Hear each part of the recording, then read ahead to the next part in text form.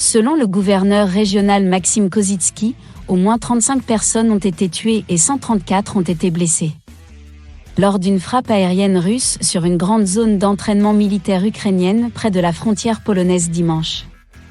Selon l'Ukraine, des instructeurs militaires étrangers ont déjà travaillé à la station. Il n'était pas clair s'il y en avait à ce moment-là. Selon M. Kozycki, des avions russes ont tiré environ 30 roquettes sur le centre international pour le maintien de la paix et la sécurité de Yavoriv, dont certaines ont été interceptées avant leur impact.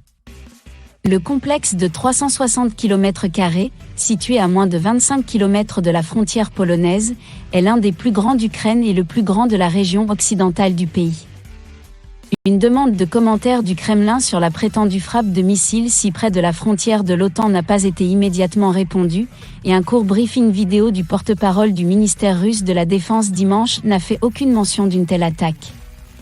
Après la prétendue grève, Reuters a vu 19 ambulances avec sirènes se déplacer en direction du complexe de Yaroviv, et une fumée noire s'est élevée de la région. Reuters n'a pas été en mesure de confirmer immédiatement ce qui s'était passé à la base. La Russie a lancé une attaque contre le Centre international pour le maintien de la paix et de la sécurité, situé près de Lviv. Des instructeurs d'autres pays travaillent ici. Dans un article en ligne, le ministre ukrainien de la Défense, Oleksiy Reznikov, a déclaré que les informations sur les victimes sont en cours de clarification. Selon Reuters, le ministère ukrainien de la Défense enquête actuellement sur la présence d'instructeurs étrangers au moment de la frappe. Les responsables de l'OTAN n'ont pas pu être joints pour commenter dans l'immédiat.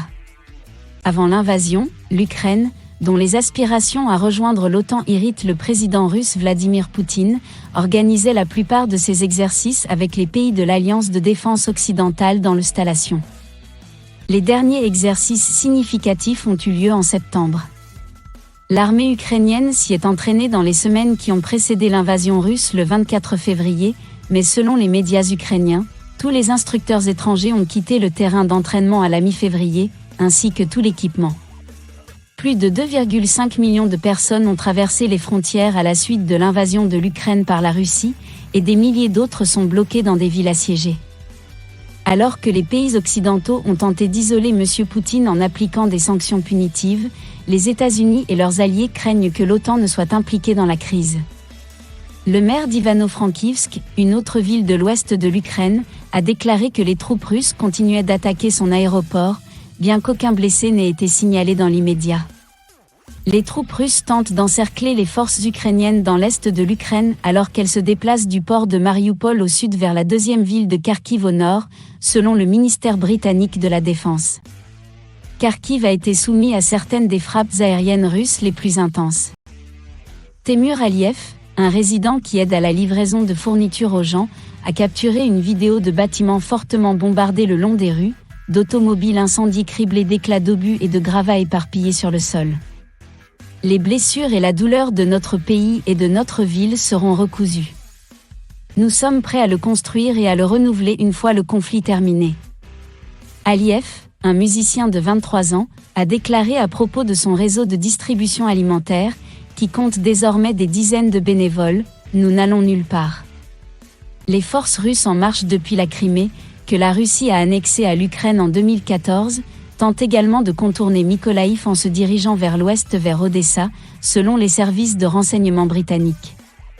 Les habitants de Kiev ont de nouveau été réveillés par des sirènes de raids aériens dimanche matin, quelques heures seulement après que le président ukrainien Volodymyr Zelensky avertit les soldats russes que tenter de capturer la capitale entraînerait une lutte à mort.